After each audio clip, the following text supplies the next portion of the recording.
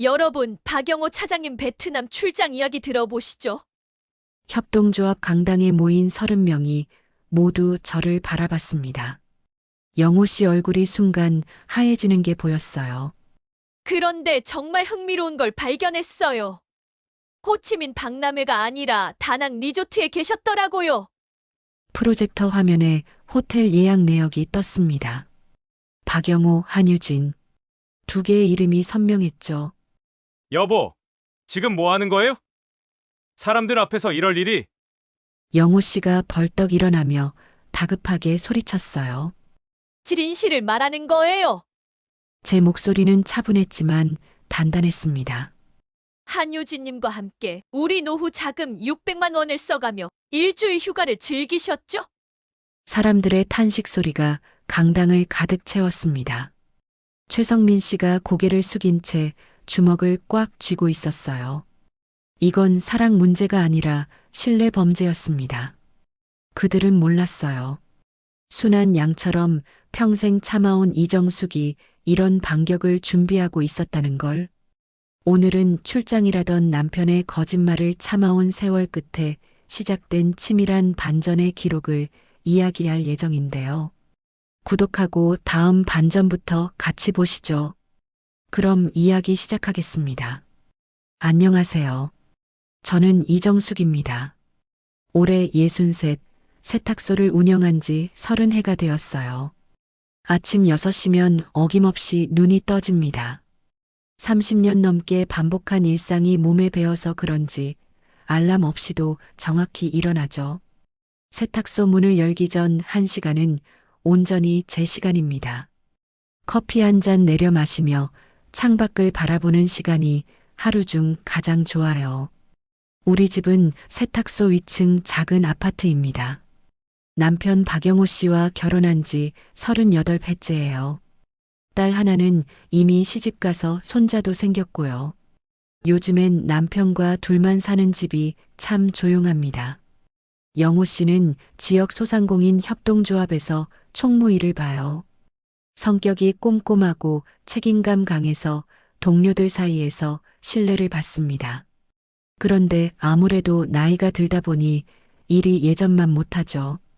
요즘 들어 자주 피곤해하고 밤에 뒤척이는 소리가 들려요. 그런 영호 씨가 지난주 갑자기 말했습니다. 여보, 다음 주에 해외 출장 가야 할 것 같아요. 세탁물을 접고 있던 제 손이 잠깐 멈췄죠. 영호 씨는 보통 출장이라고 해도 부산이나 대구 정도였거든요. 해외라니 처음 듣는 얘기였어요. 어디로 가시는데요? 베트남 호치민이요. 박람회도 보고 투자 미팅도 있대요. 협동조합에서 새로운 사업 모델을 알아보자고 하더라고요. 영호 씨 목소리엔 설렘이 섞여 있었습니다. 마치 젊은 시절로 돌아간 것처럼 반짝이는 눈빛이었어요. 그 모습을 보니 괜히 제 마음도 따뜻해졌죠. 그러세요. 좋은 기회네요. 일주일 정도 갈 것 같아요. 혼자서 괜찮겠어요? 걱정 마세요. 세탁소 일은 제가 다 할 수 있으니까요. 사실 조금 서운하긴 했어요.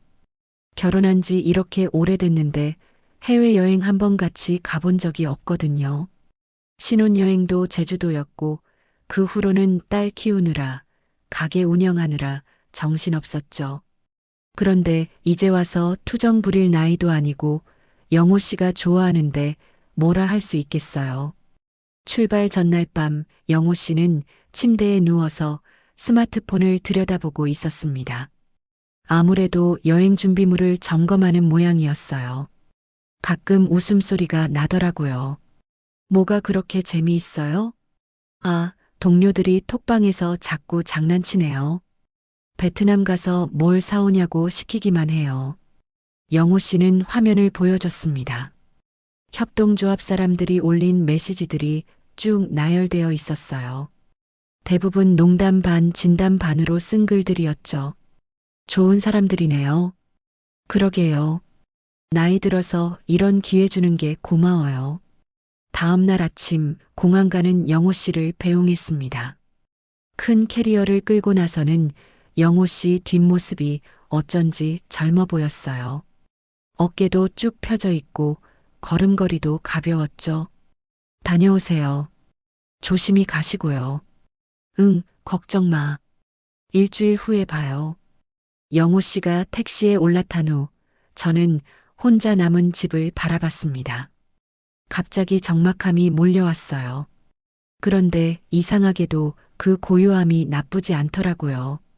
오랜만에 완전히 혼자만의 시간을 가질 수 있을 것 같았거든요. 세탁소 일은 평소와 다름없었습니다. 단골 손님들이 와서 인사하고 세탁물 맡기고 찾아가고. 그런데 유독 그날따라 손님들이 물어보더라고요. 사장님, 오늘 남편분 안 보이네요? 아, 출장 가셨어요. 해외 출장이요. 어머, 좋으시겠어요. 어디로 가셨는데요? 이런 대화를 몇 번 나누다 보니 제 목소리에도 자랑스러움이 섞여 나오더라고요. 마치 영호 씨가 대단한 일을 하러 간 것처럼 느껴졌죠. 저녁 무렵 영호 씨한테서 문자가 왔습니다. 무사히 도착했다는 내용이었어요. 사진도 하나 보내줬는데 호텔 로비에서 찍은 셀카였습니다. 표정이 밝고 기운차 보였어요. 그날 밤 혼자 저녁을 먹으며 이런 생각을 했습니다. 결혼한 지 이렇게 오래 살다 보니 서로에 대한 기대도 많이 줄어들었어요. 젊었을 때처럼 가슴 뛰는 일도 없고 그냥 익숙하고 편안한 관계가 되었죠. 그런데 영호 씨가 출장 간다고 했을 때 은근히 기대되더라고요. 뭔가 새로운 변화가 생길 것 같은 느낌이었어요. 물론 큰 변화는 아니겠지만 그래도 일상에 작은 파동이라도 생기면 좋겠다는 생각이 들었거든요. 다음 날부터는 영호 씨가 보내주는 사진들을 기다리게 되었습니다. 박람회장 모습, 현지 음식, 동료들과 찍은 단체 사진. 하나하나 받아볼 때마다 마치 제가 여행을 떠난 것 같은 기분이 들었어요. 그런데 셋째 날 저녁 이상한 일이 있었습니다. 영호 씨 회사 후배인 김 대리가 세탁소에 찾아온 거예요. 김 대리는 가끔 정장 세탁을 맡기러 오는 단골 손님이었죠. 안녕하세요, 사모님. 차장님 계세요? 아니요. 출장 가셨어요. 베트남으로요. 김 대리 얼굴에 순간 당황한 기색이 스쳤습니다. 그러더니 곧 웃으며 말했어요. 아, 그렇구나. 저도 깜빡했네요. 그런데 김 대리가 돌아서며 중얼거린 말이 귀에 들렸습니다. 이상하네. 분명히 오늘 회의 있다고 했는데. 김 대리가 돌아간 후 저는 한참 동안 그 말을 곱씹었습니다. 회의가 있다고 했다는데 영호 씨는 분명히 베트남에 있다고 했거든요. 아무래도 김 대리가 착각한 모양이었어요. 하지만 마음 한구석이 찜찜했습니다. 그래서 그날 밤 영호 씨한테 안부 문자를 보냈어요. 오늘 하루 어떠셨어요? 박람회는 잘 보셨나요? 1시간쯤 후에 답장이 왔습니다. 응, 잘 보고 있어. 내일은 투자 미팅이 있어서 좀 바쁠 것 같아. 걱정 마. 평소와 다름없는 답변이었어요. 그런데 왜인지 모르게 뭔가 어색한 느낌이 들었죠. 문체가 조금 딱딱하다는 생각이 들었거든요. 다음 날 아침 세탁소에 밀린 양복들을 정리하고 있었습니다. 그 중에 영호 씨가 출장 가기 전에 맡긴 정장 2벌이 있었어요.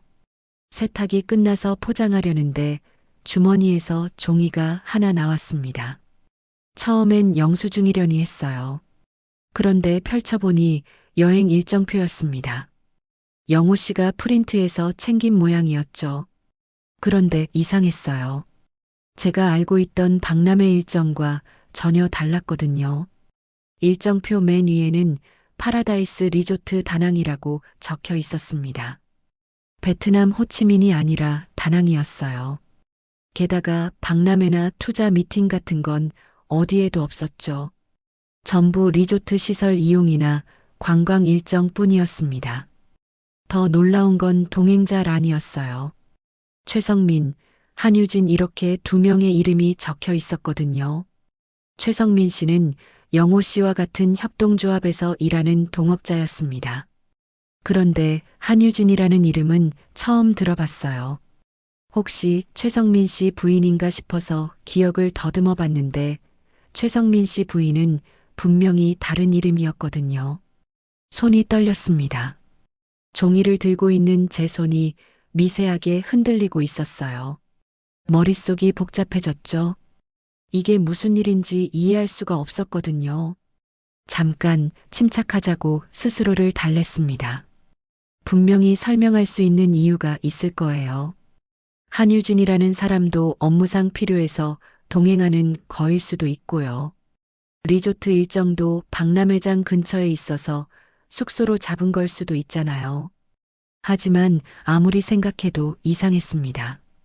왜 처음 말할 때는 호치민이라고 했을까요? 그리고 박람회와 투자 미팅이라고 분명히 말했는데 일정표에는 그런 게 전혀 없었거든요. 그날 오후 마음을 정하고 최성민 씨한테 전화를 걸었습니다. 협동조합 사무실 번호를 알고 있었거든요. 안녕하세요. 최성민 과장님 계신가요?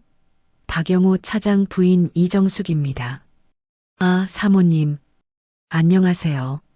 실례가 안 된다면 혹시 베트남 출장 일정 좀 물어봐도 될까요? 전화 너머로 잠깐 침묵이 흘렀습니다.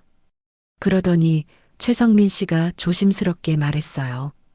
베트남 출장이요? 저는 이번 주에 출장 계획이 없는데요. 아, 그러세요? 저희 남편이 최성민 과장님과 같이 간다고 했거든요. 혹시 다른 최성민 씨와 착각하신 건 아닌가요? 요즘 협동조합에서 해외 출장 계획은 없어요. 전화를 끊고 나서 한동안 멍하니 앉아 있었습니다. 뭔가 잘못됐다는 게 확실해졌어요. 영호 씨가 거짓말을 했다는 뜻이었죠. 그런데 왜 거짓말을 했을까요? 그리고 한유진이라는 여자는 누구일까요? 저녁 시간이 되어서야 용기를 내서 영호 씨한테 전화를 걸었습니다. 몇 번 신호음이 울린 후 영호 씨가 받았어요. 여보, 왜 이 시간에 전화해요? 목소리가 조금 당황한 것 같았어요. 평소보다 톤이 높았거든요. 그냥 목소리 듣고 싶어서요. 지금 호텔에 계세요? 응, 호텔에 있어. 내일 일정 때문에 일찍 들어왔어. 박람회는 어떠셨어요? 재미있던가요? 응, 그럭저럭. 아무래도 피곤하네. 영호 씨 목소리에서 뭔가 어색함이 느껴졌습니다. 평소 같으면 박람회에서 본 것들을 자세히 설명해 줬을 텐데 이번엔 대답이 너무 간단했어요. 혹시 최성민 과장님도 같이 계세요? 응? 아니, 성민이는 일정이 바뀌어서 못 왔어. 거짓말이었습니다. 분명한 거짓말이었어요. 최성민 씨는 처음부터 출장 계획이 없었거든요. 전화를 끊고 나서 가슴이 답답했습니다. 38회를 함께 산 남편이 저한테 거짓말을 하고 있다는 게 믿어지지 않았어요. 그날 밤 잠을 이룰 수가 없었습니다. 계속 뒤척이다가 결국 새벽 2시쯤 일어나서 거실로 나왔어요. 차라도 한 잔 끓여 마시려고 했죠. 부엌에 서서 물을 끓이는데 갑자기 눈물이 났습니다. 왜 울고 있는지도 모르겠어요. 그냥 서러웠어요. 이런 일이 우리한테 생길 줄은 꿈에도 몰랐거든요. 영호 씨는 평생 저만 바라보고 살았던 사람이에요. 바람기라고는 전혀 없는 사람이었죠. 그런데 지금 뭔가 숨기고 있다는 게 확실했어요. 한유진이라는 여자와 함께 리조트에 있을지도 모른다는 생각이 들었거든요. 하지만 섣불리 따져 물을 수는 없었어요. 만약 제가 잘못 생각한 거라면 영호 씨한테 상처를 줄 수도 있잖아요. 의심 많은 아내로 보일 수도 있고요. 무엇보다 확실한 증거가 없었어요. 일정표 하나만으로는 뭔가 부족했거든요. 다음 날 아침 평소와 다름없이 세탁소 문을 열었습니다. 그런데 마음은 전혀 평상시 같지 않았어요. 자꾸만 영호 씨 생각이 났거든요. 단골 손님들이 와서 인사를 해도 제대로 대답하지 못했습니다. 머릿속이 복잡해서 집중할 수가 없었어요. 점심때쯤 되어서 결심했습니다. 한유진이라는 사람이 누구인지 알아보자고요. 혹시라도 모르니까 확인해 보는 거예요. 인터넷에서 검색해 봤지만 별로 나오는 게 없었어요. 한유진이라는 이름이 너무 흔해서 그런지 관련 없는 사람들만 나왔죠. 그러다가 문득 생각이 났습니다. 최성민 씨 부인 이름을 정확히 알아보자고요. 혹시 제가 잘못 기억하고 있을 수도 있잖아요. 협동조합 직원 명단을 찾아서 확인해 봤습니다. 최성민 과장의 가족사항에는 부인 이름이 김미경으로 되어 있었어요. 한유진이 아니었습니다. 그럼 한유진은 도대체 누구일까요? 이틀 후 저는 은행에 가서 우리 공동 계좌를 확인해 보기로 했습니다. 뭔가 답답한 마음을 달래려면 확실한 걸 확인해야 할 것 같았어요. 은행 창구에서 통장을 내밀었습니다. 직원이 정리해준 거래 내역을 받아들고 찬찬히 살펴봤어요. 평소와 별다를 게 없었습니다. 세탁소 매출 입금, 관리비 자동 이체, 생활비 출금 같은 것들이죠. 그런데 한 달 전 내역에서 이상한 게 보였어요. 항공료로 보이는 큰 금액이 출금되어 있었거든요. 영호 씨가 말한 출장 경비였나 보다 했죠. 하지만 더 자세히 보니까 뭔가 이상했습니다. 항공료 치고는 너무 많았어요.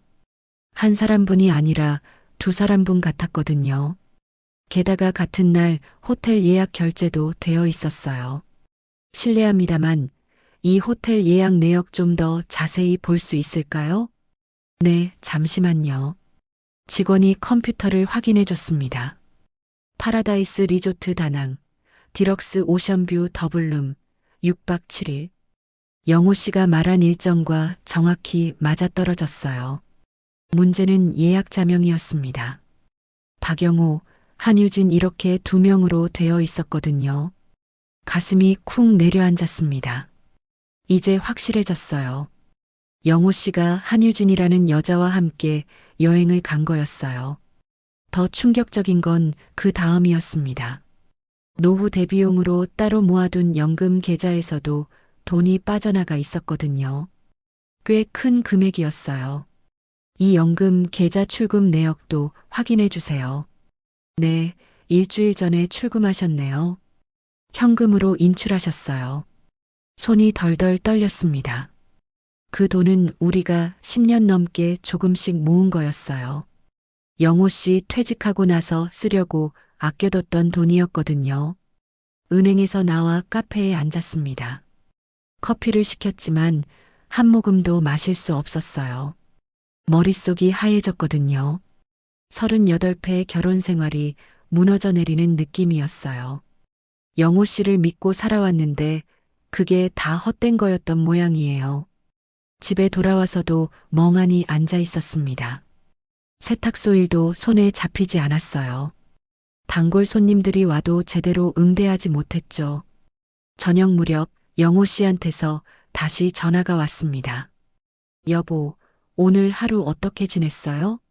목소리는 여전히 밝았어요. 마치 아무 일도 없다는 듯이요.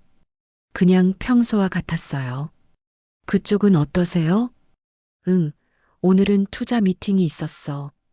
꽤 유익했어요. 또 거짓말이었습니다. 일정표에는 그런 게 없었거든요. 오늘은 해변 투어라고 되어 있었어요. 혹시 비용은 얼마나 들까요? 출장 경비 말이에요. 아, 그거는 회사에서 다 지원해줘요. 걱정 마. 이것도 거짓말이었어요. 우리 계좌에서 돈이 나간 걸 확인했거든요. 그럼 연금 계좌에서 나간 돈은 뭐예요? 전화 너머로 긴 침묵이 흘렀습니다. 영호 씨가 당황한 게 느껴졌어요. 그게 뭐예요? 일주일 전에 연금 계좌에서 큰 돈이 빠져나갔어요. 현금으로 인출했다던데요. 아, 그거. 급한 일이 있어서. 무슨 급한 일이요? 그게 협동조합에서 보증금 같은 게 필요했거든요. 돌아가면 다시 넣어 놓을게요. 말끔한 거짓말이었어요. 보증금이 필요하다면 미리 상의했을 거예요. 그런 큰 돈을 혼자 결정해서 빼는 영호 씨가 아니거든요. 영호 씨, 지금 정말로 베트남에 계신 거예요? 당연하죠. 왜 그런 말씀을 하세요? 그럼 지금 당장 호텔 로비에서 사진을 찍어서 보내주세요. 시계가 보이게요. 긴 침묵이 흘렀습니다. 그러더니 영호 씨가 말했어요. 여보, 왜 갑자기 이래요? 저를 의심하는 거예요? 의심하는 게 아니에요. 확인하는 거예요. 확인이라니. 참 서운하네요. 영호 씨 목소리에 짜증이 섞여 있었어요. 평소 같으면 이해해달라고 부드럽게 설득했을 텐데 이번엔 달랐어요. 한유진이라는 사람 아세요? 누구요? 한유진이요. 영호 씨 여행 일정표에 적혀 있던 이름이에요. 이번엔 더 긴 침묵이었습니다. 영호 씨가 심하게 당황한 게 느껴졌어요. 일정표가 뭐예요? 영호 씨 양복 주머니에서 나왔어요. 파라다이스 리조트 다낭 일정표요. 박람회나 투자 미팅은 어디에도 없고 관광 일정만 가득하더라고요. 그게 게다가 동행자로 최성민 씨와 한유진이라는 이름이 적혀 있었어요. 그런데 최성민 과장님은 이번 주에 출장 계획이 없다고 하더라고요. 전화 너머로 한숨 소리가 들렸습니다. 영호 씨가 뭔가 포기한 것 같은 소리였어요. 여보, 영호 씨, 한유진이 누구예요? 그리고 왜 거짓말을 하신 거예요? 그게 말하기가. 말씀하세요. 전부 다 말씀하세요. 또다시 침묵이 흘렀습니다. 그러더니 영호 씨가 작은 목소리로 말했어요. 유진이는 제가 아는 사람이에요. 어떻게 아는 사람이요? 그게 복잡해요. 복잡하다니 무슨 의미예요? 영호 씨는 대답하지 않았어요. 그냥 숨소리만 들렸죠. 그 순간 모든 게 명확해졌습니다. 영호 씨가 다른 여자와 여행을 간 거예요. 우리 노후 자금을 가지고 말이에요. 38회 결혼 생활에서 이런 배신감을 느껴본 적이 없었어요. 가슴이 찢어질 것 같았거든요. 영호 씨, 집에 오시면 이야기해요. 여보, 더 이상 말씀하지 마세요. 집에 와서 정확히 설명해 주세요. 전화를 끊고 나서 한동안 멍하니 앉아 있었습니다. 이제 어떻게 해야 할지 모르겠어요. 영호 씨를 어떤 얼굴로 맞이해야 할지도 모르겠고요. 그날 밤 잠들지 못하고 뒤척였습니다. 내일부터 어떻게 살아야 할지, 앞으로 어떻게 될지, 그런 생각들이 머릿속을 맴돌았어요.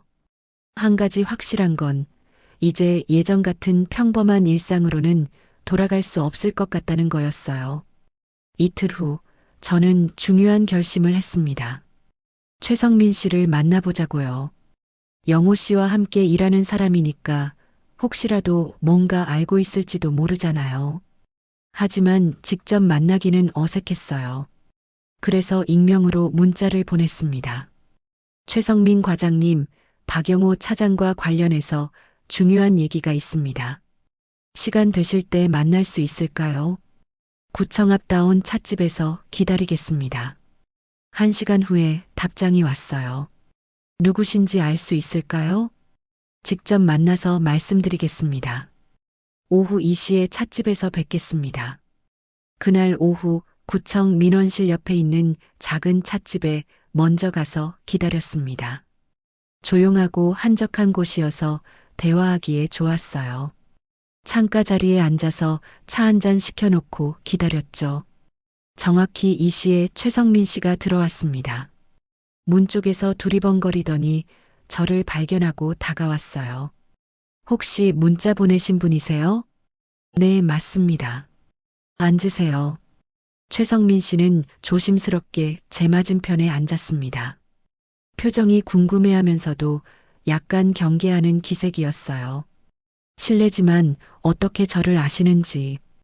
저는 박영호 차장 부인 이정숙입니다. 최성민 씨 얼굴에 놀라움이 스쳤어요. 그러더니 곧 정중하게 인사했죠. 아, 사모님이시군요. 처음 뵙겠습니다. 네, 갑자기 연락드려서 죄송해요. 그런데 꼭 여쭤봐야 할 게 있어서요. 최성민 씨는 차를 주문한 후 저를 바라봤습니다. 무슨 얘기인지 궁금해하는 표정이었어요. 혹시 최성민 과장님 부인분도 요즘 어디 다녀오신 적 있으세요? 부인이요? 왜 그런 걸 물어보시는지. 그냥 혹시나 해서요. 최성민 씨는 잠깐 생각하더니 말했어요. 아, 유진이 얘기인가요? 동창 모임 때문에 며칠 전에 다녀왔는데 순간 가슴이 철렁했습니다. 유진이라고 했거든요. 한유진 맞았어요. 동창 모임이요? 네, 고등학교 동창들이랑 여행 간다고 하더라고요. 베트남으로요. 베트남이라는 단어를 들으니까 모든 게 명확해졌습니다. 한유진이 최성민 씨 부인이었고 영호 씨와 함께 여행을 간 거였어요. 언제쯤 다녀오셨어요? 일주일 정도 갔다 온 것 같아요. 어제 들어왔거든요. 영호 씨가 돌아온다는 날과 정확히 맞아떨어졌어요. 최성민 씨 표정을 자세히 봤습니다. 아무것도 모르는 것 같았어요. 마치 저와 똑같은 상황이었거든요. 혹시 동창 모임에 누가 갔는지 아세요? 글쎄요, 자세히는 모르겠어요. 여자들끼리 간다고만 했거든요. 남자는 없었나요? 남자요? 아닌 것 같은데. 왜 그런 걸 물어보세요? 최성민 씨가 의아해하며 저를 바라봤습니다. 순간 이 사람한테 진실을 말해야 할지 고민됐어요. 하지만 똑같이 속고 있는 사람이었어요.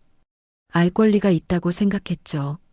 최성민 과장님, 실은 저희 남편이 과장님 부인분과 함께 여행을 간 것 같아요.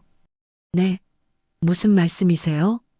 최성민 씨 얼굴이 굳어졌어요. 이해할 수 없다는 표정이었죠. 제가 확인해 본 바로는 박영우와 한유진, 이렇게 두 명이 베트남 다낭 리조트로 여행을 갔어요. 그게 그럴 리가 없는데요. 최성민 씨가 당황하며 손을 흔들었어요. 믿고 싶지 않아 하는 모습이었거든요. 저는 가방에서 출력해온 자료들을 꺼냈습니다. 호텔 예약 내역, 항공료 결제 내역, 일정표 사본들이었어요. 이것들을 보세요. 전부 확인된 내용들이에요. 최성민 씨가 종이들을 받아들고 하나씩 살펴봤습니다. 얼굴이 점점 굳어지더라고요. 이게 정말인가요? 저도 믿고 싶지 않았어요. 하지만 사실이에요. 최성민 씨는 한동안 말없이 자료들을 들여다봤습니다. 손이 미세하게 떨리고 있었어요. 유진이가 정말로 과장님도 저와 같은 상황이에요. 둘 다 속은 거죠. 최성민 씨가 고개를 들어 저를 바라봤습니다.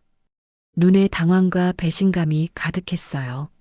어떻게 이런 일이, 저도 모르겠어요. 어떻게 이런 일이 생겼는지. 우리는 한동안 서로를 바라보며 말없이 앉아 있었습니다. 같은 상처를 가진 사람들끼리 느끼는 묘한 동질감이 있었어요. 유진이가 돌아와서 뭐라고 했나요? 그냥 재미있었다고만 하더라고요. 동창들이랑 오랜만에 만나서 좋았다고. 저희 남편도 마찬가지예요. 투자 미팅이 유익했다고 하더라고요. 최성민 씨가 깊은 한숨을 쉬었습니다. 결혼한 지 22회인데 이런 일이 생길 줄은 몰랐어요. 저희는 38회예요. 더 충격적이죠. 우리는 각자의 상황을 나누며 이야기했습니다. 최성민 씨도 저처럼 아내를 의심해 본 적이 없었다고 했어요. 평소에 집안일도 잘하고 남편을 잘 챙기는 아내였거든요. 그런데 언제부터 이런 관계가 된 걸까요? 저도 그게 궁금해요. 과장님 부인분이랑 저희 남편이 언제 만났는지. 아, 그건 제가 알 것 같아요. 작년에 협동조합 가족 모임이 있었거든요. 그때 유진이도 같이 갔어요. 그때 처음 만난 건가요? 아마도요. 그 이후로 가끔 유진이가 협동조합 일에 대해 물어보더라고요. 퍼즐 조각이 맞춰지기 시작했어요. 작년 가족 모임에서 만나서 그 이후로 몰래 만나기 시작한 모양이었어요. 이제 어떻게 하시겠어요? 최성민 씨가 조심스럽게 물었습니다. 저도 확실한 답이 없었어요. 아직 모르겠어요. 과장님은 어떻게 하실 건가요? 저도 아직은 우리 둘 다 당황한 상태였어요. 갑작스럽게 닥친 상황이라 어떻게 대처해야 할지 막막했거든요. 일단 서로 연락처 교환해요. 혹시 모르니까요. 그러죠. 우리는 서로의 전화번호를 주고받았습니다. 같은 처지에 있는 사람끼리 도움이 될 수도 있을 것 같았어요. 찻집을 나서며 최성민 씨가 말했습니다. 사모님, 이 일로 너무 상심하지 마세요. 과장님도 마찬가지예요. 우리 둘 다 힘든 시간이겠지만 잘 헤쳐나가요. 그날 집으로 돌아오는 길에 복잡한 생각이 들었어요. 최성민 씨를 만나고 나니까 상황이 더 명확해졌거든요. 영호 씨와 한유진이 정말로 불륜 관계였다는 게 확실해졌어요. 하지만 동시에 약간의 위안도 됐어요. 저 혼자만 이런 일을 당한 게 아니었거든요. 최성민 씨도 저와 똑같은 상황이었어요. 이제 영호 씨가 돌아오면 제대로 이야기해야 할 것 같았어요. 더 이상 모른 척 할 수는 없었거든요. 그날 밤 잠들지 못하고 누워서 천장을 바라봤습니다. 왜 이렇게 됐을까? 왜 바로 따지지 않았을까? 그런 생각들이 머릿속을 맴돌았어요. 문득 오래된 기억이 떠올랐습니다. 결혼 초기 영호 씨가 사업을 하다가 크게 실패했던 때였어요.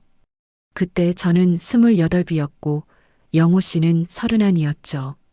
각 결혼해서 행복했던 신혼 시절이었는데 갑자기 하늘이 무너져 내렸어요. 영호 씨가 친구와 함께 시작한 작은 무역업이 부도가 나면서 빚만 남았거든요. 당시엔 지금처럼 개인회생 같은 제도도 없었어요. 그냥 빚을 고스란히 떠안아야 했죠. 여보, 미안해요. 정말 미안해요. 영호 씨가 거실 바닥에 무릎을 꿇고 앉아서 울었던 그날이 아직도 선명해요. 어깨가 들썩이며 소리 없이 흐느끼던 모습이요. 저는 그때 뭐라고 말했을까요? 화를 냈을까요? 원망했을까요? 아니었어요. 그냥 영호 씨 등을 토닥이며 말했죠. 괜찮아요. 우리 같이 갚아요. 그때부터 제가 나섰어요. 동네 작은 세탁소를 인수해서 새벽부터 밤늦게까지 일했거든요. 영호 씨는 낮에는 일용직 일을 하고 밤에는 세탁소 일을 도왔어요. 힘들었죠. 정말 힘들었어요. 손이 세제로 터져서 밴드를 감고 일했고 무거운 세탁물 때문에 허리가 아파도 참았어요. 하루에 서너 시간밖에 못 자는 날이 많았거든요. 그런데 그때 저는 이상하게도 보람을 느꼈어요. 제가 우리 가정을 지키고 있다는 생각이 들었거든요. 영호 씨가 실수했지만 그래도 우리 가족이잖아요. 같이 이겨나가야 한다고 생각했어요. 몇 년이 지나서 빚을 다 갚았을 때 영호 씨가 말했어요. 여보, 고마워요. 당신이 아니었으면 어떻게 됐을지 모르겠어요. 우리 부부잖아요. 당연한 거예요. 그때부터 습관이 생겼어요. 영호 씨가 힘들어하면 제가 참고 감싸주는 거요. 가정을 지키려면 누군가는 양보해야 한다고 생각했거든요. 딸아이 학비가 부족할 때도 영호 씨 직장에서 문제가 생겼을 때도 저는 항상 뒤에서 버팀목 역할을 했어요. 그게 아내의 역할이라고 믿었거든요. 그런데 지금 생각해 보니까 그때와는 상황이 달랐어요. 영호 씨가 사업 실패했을 때는 진짜 실수였어요. 나쁜 마음으로 한 게 아니었죠. 그래서 제가 도와줄 수 있었던 거예요. 하지만 지금은 다른 문제였어요. 다른 여자와 불륜을 저지르고 우리 노후 자금을 가져다 쓴 거였거든요. 이건 실수가 아니라 배신이었어요. 그런데도 저는 또 참으려고 했어요. 바로 따지지 않고 혹시나 하는 마음으로 확인해 봤죠. 설마 우리 영호 씨가 그럴 리 없다고 스스로를 달래면서요. 왜 그랬을까요? 왜 바로 소리치지 않았을까요? 아마도 두려웠던 것 같아요. 진실을 마주하는 게 무서웠던 거죠. 38회 결혼 생활이 무너져 내릴까봐, 제가 알고 있던 영호 씨라는 사람이 가짜였을까봐 두려웠어요. 그래서 천천히 확인해 봤던 거예요. 혹시라도 제가 오해한 건 아닌지, 다른 설명이 있는 건 아닌지 기대하면서요. 하지만 이제는 확실해졌어요. 영호 씨가 저를 속이고 다른 여자와 바람을 피운 거였어요. 그것도 우리가 10년 넘게 모은 노후 자금을 가져다가 말이에요. 예전 같으면 또 참았을지도 몰라요. 가정을 지키기 위해서요. 하지만 지금은 달랐어요. 저도 이제 63이에요. 몇 년 후면 일할 힘도 없어질 거고 연금에 의존해서 살아야 해요. 그런데 그 돈을 영호 씨가 다른 여자와 쓰고 있다니요. 이건 단순히 감정의 문제가 아니었어요. 제 생존의 문제였거든요. 젊었을 때는 다시 시작할 수 있었어요. 세탁소 일이라도 해서 돈을 벌 수 있었죠. 하지만 지금 나이에는 그런 것도 어려워요. 게다가 영호 씨가 이런 일을 한 번 했다는 건 또 할 수 있다는 뜻이잖아요. 제가 참아주면 더 대담해질 수도 있고요. 새벽 3시쯤 되어서야 결심했어요. 더 이상 참지 않기로요. 예전에 저라면 영호 씨가 돌아왔을 때 조용히 타일렀을 거예요. 다시는 그러지 말라고, 우리 가정을 생각하라고 말했을 것 같아요. 하지만 이번엔 다를 거예요. 정확히 따져 물을 거고 분명한 책임을 묻겠어요. 제 노후를 지키기 위해서라도요. 그 순간 이상한 기분이 들었어요. 마치 오랫동안 갇혀있던 세상에서 벗어나는 것 같은 느낌이었거든요. 38회 동안 항상 영호 씨를 위해 참고 양보해 왔어요. 그게 현명한 아내의 모습이라고 생각했죠. 하지만 그런 제 모습이 오히려 영호 씨를 방만하게 만든 건 아닐까요? 내일 영호 씨가 돌아오면 제대로 이야기해 보겠어요. 더 이상 예전의 정수기가 아니라는 걸 보여드릴 거예요. 그렇게 다짐하고 나니까 마음이 조금 편해졌어요. 오랜만에 깊은 잠에 빠져들 수 있었거든요. 다음 날 아침 최성민 씨한테서 전화가 왔습니다. 사모님, 어젯밤에 많이 생각해 봤는데요. 한 번 더 만나서 이야기해 볼 수 있을까요? 네, 그러죠. 저도 밤새 고민했어요. 우리는 같은 찻집에서 다시 만났습니다. 최성민 씨 표정이 어제와 달라 보였어요. 뭔가 결심한 것 같은 모습이었거든요. 사모님, 저는 이대로 넘어갈 수 없을 것 같아요. 저도 그래요. 하지만 어떻게 해야 할지. 그런데 지금 당장 따져 물으면 안 될 것 같아요. 최성민 씨가 조심스럽게 말했습니다. 왜요? 지금 가서 소리치면 우리는 그냥 예민한 노인 취급만 받을 거예요. 증거도 부족하고 저쪽에서는 부인하기만 하면 끝이거든요. 일리 있는 말이었어요. 실제로 영호 씨는 지금까지 계속 부인하고 있었거든요. 그럼 어떻게 하자는 거예요? 좀 더 확실한 증거를 모아야 할 것 같아요. 그래야 저쪽에서도 변명할 수 없을 테니까요.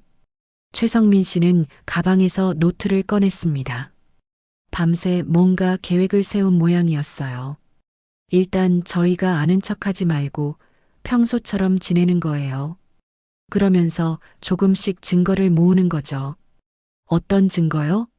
사진, 영상 통화, 메시지 같은 거요. 그리고 금융 기록도 더 자세히 확인해 보고요. 저는 최성민 씨 제안에 고개를 끄덕였어요. 감정적으로 접근하는 것보다는 체계적으로 준비하는 게 나을 것 같았거든요. 그런데 어떻게 사진이나 영상을 받을 수 있을까요? 평소처럼 안부를 물어보는 거예요. 어떻게 지내는지, 뭘 하고 있는지 궁금하다고 하면서요. 최성민 씨가 자세히 설명했습니다. 그리고 저희도 서로 연락하면서 정보를 공유하는 거예요. 혼자서는 놓칠 수 있는 부분이 있을 테니까요.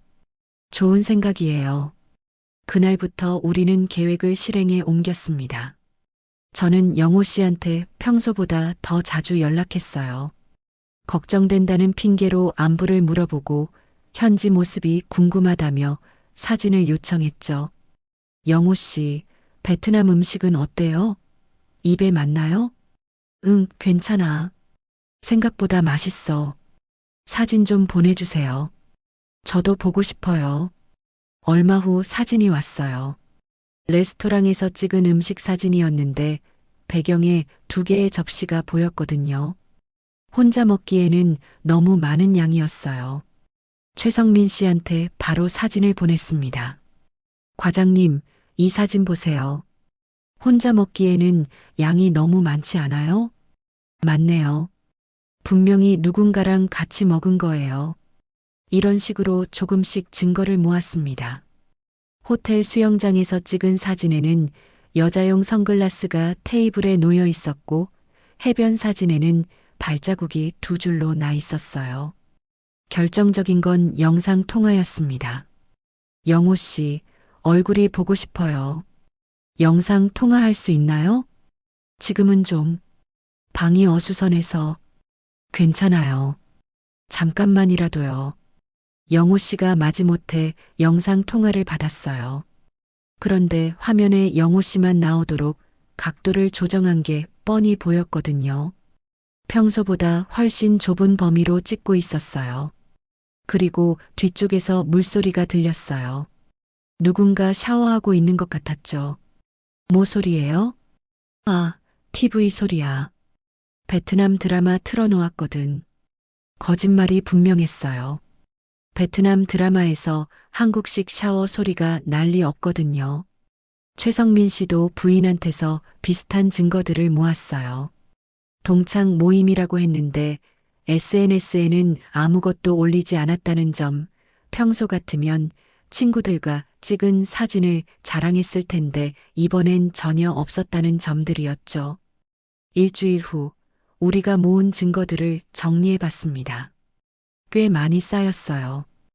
호텔 예약 내역, 항공료 결제 기록, 의심스러운 사진들, 거짓말 내용을 정리한 리스트까지 더 이상 변명할 수 없을 정도로 충분했어요. 이제 어떻게 하시겠어요? 최성민 씨가 물었습니다. 일단 돌아오는 날까지 기다려야죠. 그리고 각자 정식으로 따져 물어봐야 할 것 같아요. 맞아요. 저도 그렇게 생각해요. 그런데 그때 새로운 아이디어가 떠올랐어요.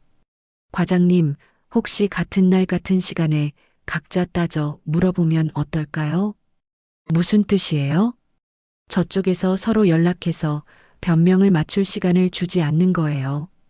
동시에 추궁하면 당황할 테니까요. 최성민 씨 얼굴에 미소가 스쳤어요. 좋은 아이디어네요. 그럼 내일 저녁 8시 정각에 각자 집에서 따져 물어볼까요? 네, 그렇게 해요. 그리고 과정을 서로 실시간으로 문자로 알려주는 거예요. 우리는 구체적인 계획을 세웠습니다. 어떤 순서로 증거를 제시할지, 어떤 식으로 추궁할지 미리 정했어요. 사실 처음엔 그냥 화를 내고 싶었어요. 최성민 씨가 말했습니다. 저도 마찬가지였어요. 하지만 이렇게 차근차근 준비하니까 마음이 더 차분해지네요. 맞아요. 이제 저쪽에서 어떻게 변명해도 소용없을 거예요. 그날 밤 내일 있을 일을 생각하니 긴장됐어요. 하지만 동시에 시원한 기분도 들었거든요. 드디어 진실을 밝힐 수 있을 것 같았어요. 38회 결혼 생활에서 이렇게 체계적으로 계획을 세워본 적이 없었어요. 항상 즉흥적으로, 감정적으로 행동했었거든요. 하지만 이번엔 달랐어요. 냉정하고 치밀하게 준비했어요. 영호 씨가 놀랄 거예요. 평소 순한 양 같았던 아내가 이렇게 변할 줄은 몰랐을 테니까요. 내일이면 모든 게 끝날 거예요. 진실이 드러나고 새로운 시작을 할 수 있을 거예요. 어떤 결과가 나올지는 모르겠지만 적어도 더 이상 속지는 않을 거라는 확신이 들었어요. 영호 씨가 돌아온 그 주 토요일 지역 협동조합 정기 모임이 있었습니다. 분기별로 열리는 행사로 조합원들과 가족들이 모여서 회계 보고도 듣고 친목도 도모하는 자리였어요. 평소 같으면 집에서 쉬고 싶어 했을 텐데 이번엔 제가 먼저 나서서 말했습니다. 영호 씨, 이번 모임에는 꼭 가야 할 것 같아요. 왜요? 피곤한데. 베트남 출장 이야기도 들려드려야죠.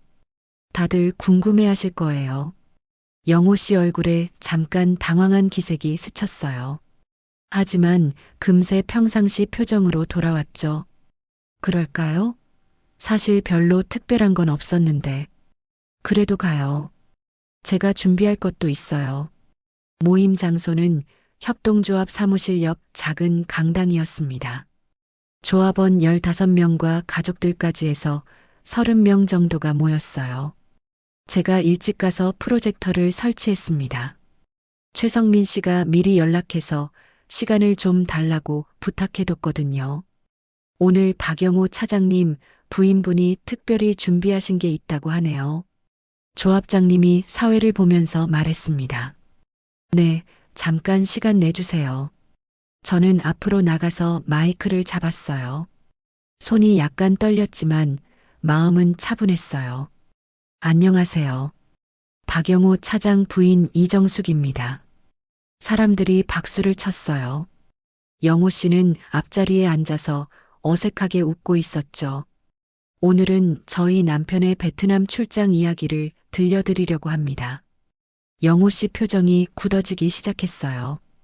여러분도 아시겠지만 저희 남편이 지난주에 박람회 참관 겸 투자 미팅차 베트남에 다녀왔어요.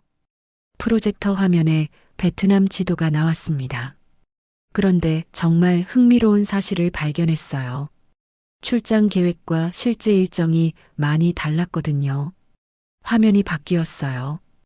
영호 씨가 처음에 말했던 호치민 박람회 일정과 실제 다낭 리조트 일정을 나란히 놓음표였어요.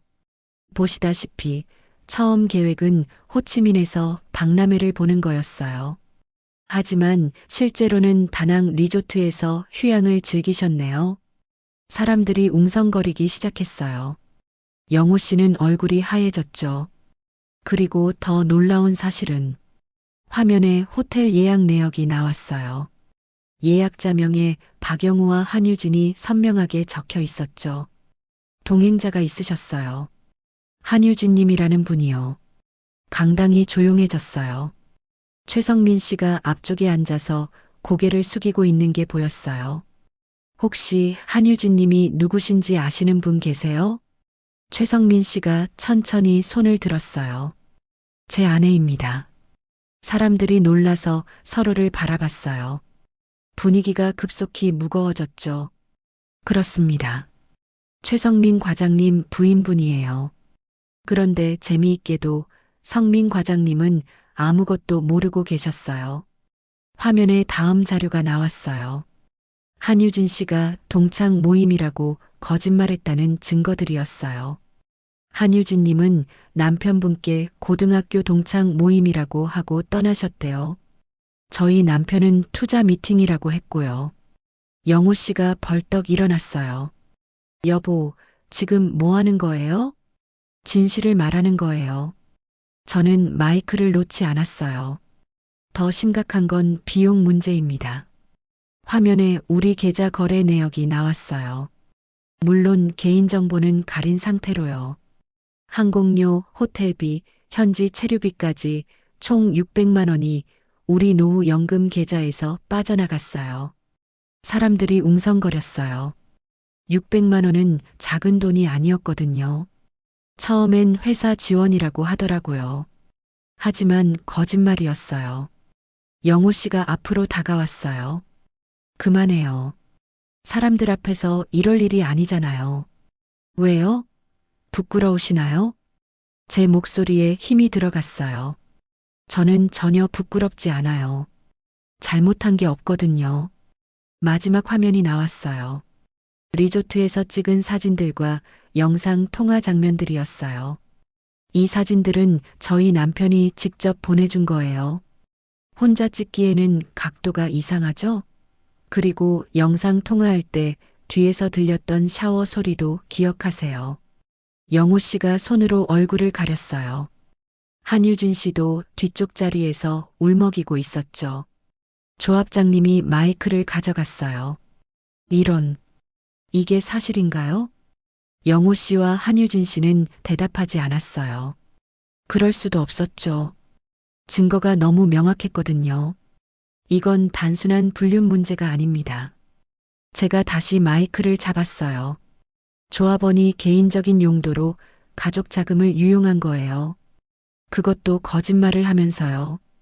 조합장님과 다른 간부들이 심각한 표정으로 서로를 바라봤어요.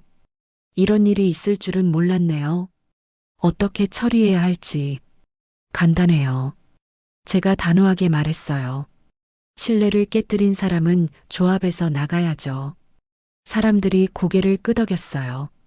조합은 신뢰를 바탕으로 운영되는 조직이었거든요. 영호 씨가 절망적인 표정으로 저를 바라봤어요. 여보, 이렇게까지 할 필요가. 영호 씨, 이건 사랑 문제가 아니라 신뢰 범죄였어요.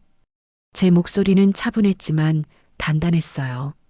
38해 믿고 살았는데 그 믿음을 배신하셨잖아요. 회의는 긴급하게 중단됐어요. 조합 간부들이 따로 모여서 논의하기로 했거든요. 사람들이 하나둘 떠나면서 저와 최성민 씨에게 위로의 말을 건넸어요. 사모님, 고생 많으셨어요. 이런 일을 당하시다니 정말 속상하셨겠어요. 집으로 돌아오는 길에 최성민 씨와 함께 걸었어요. 사모님, 정말 시원하네요. 저도요. 이제 마음이 편해졌어요. 앞으로 어떻게 하실 거예요? 아직 모르겠어요. 하지만 분명한 건 더 이상 속지는 않을 거라는 거예요. 그날 저녁 조합에서 연락이 왔어요. 영호 씨는 즉시 제명 처분을 받았고 한유진 씨 남편인 최성민 씨는 피해자로 인정받았어요. 영호 씨는 집에 돌아와서 계속 사과했지만 저는 더 이상 들어주지 않았어요. 영호 씨, 이제 각자 길을 가야 할 것 같아요. 여보, 다시 시작할 수 없을까요? 38회면 충분했어요. 그날 밤 오랜만에 편안한 잠을 잤어요. 무거운 짐을 내려놓은 것 같은 기분이었거든요. 내일부터는 새로운 삶이 시작될 거예요. 어려울 수도 있지만 적어도 거짓말 속에서 살지는 않을 거예요. 6개월이 지났습니다. 영호 씨와의 이혼 절차는 생각보다 간단했어요. 38년 결혼 생활의 마무리치고는 너무 담담했죠. 재산 분할도 정리됐습니다.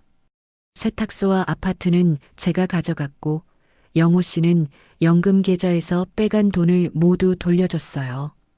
변호사를 통해 깔끔하게 정리했죠. 세탁소는 문을 닫았습니다. 30년 넘게 운영했던 곳이지만 이제는 혼자 하기엔 벅찼어요.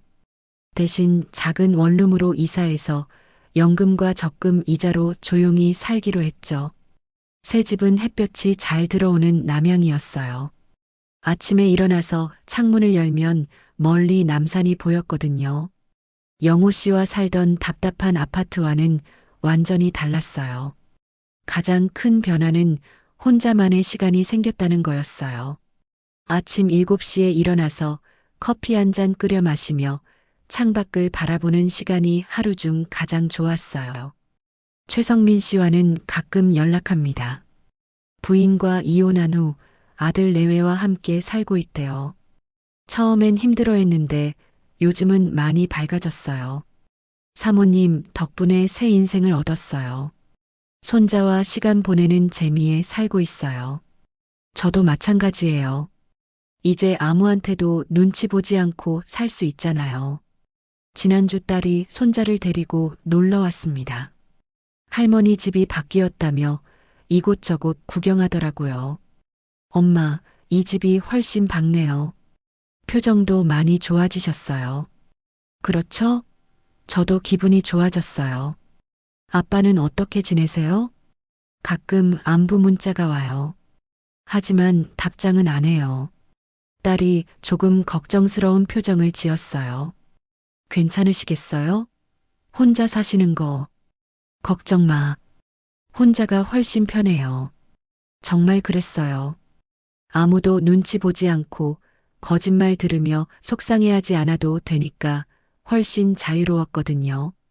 저녁에는 동네 산책로를 걸었습니다.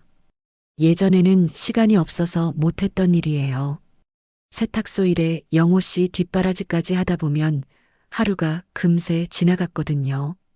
산책길에서 비슷한 또래분들을 많이 만났어요. 인사도 나누고 가끔은 동네 카페에서 차 한잔 마시며 이야기도 했죠. 정숙 씨는 정말 씩씩해 보여요. 요즘 얼굴이 많이 밝아졌네요. 동네 김 여사님이 말했어요. 별일 다 겪고 나니까 오히려 속이 시원해요. 요즘 우리 나이에 이혼하는 사람들이 많더라고요. 늦게라도 결정하는 게 용기예요. 맞는 말이었어요. 예전 같으면 나이 들어서 이혼이 뭐야 하고 체념했을 텐데 이제는 달랐어요. 집으로 돌아와서 일기를 쓰기 시작했습니다. 젊었을 때는 시간이 없어서 못했던 일이에요. 하루 있었던 일들을 적다 보니 제 마음도 정리되더라고요. 어젯밤 일기에는 이렇게 적었어요. 용서보다 중요한 건 다시는 나를 속이지 못하게 하는 거구나. 38년 참고 살았지만 이제는 내 인생의 감독이 나 자신이다. 거울을 보니 얼굴이 많이 편해져 있었어요. 예전에는 항상 걱정스러운 표정이었는데 이제는 평온해 보였거든요. 문득 지난 시간들이 떠올랐어요. 영호 씨 사업 실패했을 때부터 시작해서 딸 키우느라, 세탁소 운영하느라 정신없던 날들이요. 그때는 참는 게 미덕이라고 생각했어요. 눈물이 조금 났어요. 서러워서가 아니라 그제서야 제 인생이 시작된 것 같아서였어요. 63세 새 출발이 늦었다고 생각할 수도 있어요. 하지만 저는 오히려 지금이 적기라고 생각해요. 젊었을 때는 모든 걸 다 책임져야 한다고 생각했거든요. 이제는 제 행복만 챙기면 되니까 훨씬 간단하죠. 다음 주부터는 동네 문화센터에서 하는 서예 교실에 다닐 예정이에요. 평생 해보고 싶었던 일이거든요. 붓글씨로 좋은 글귀들을 써서 벽에 걸어둘 생각이에요.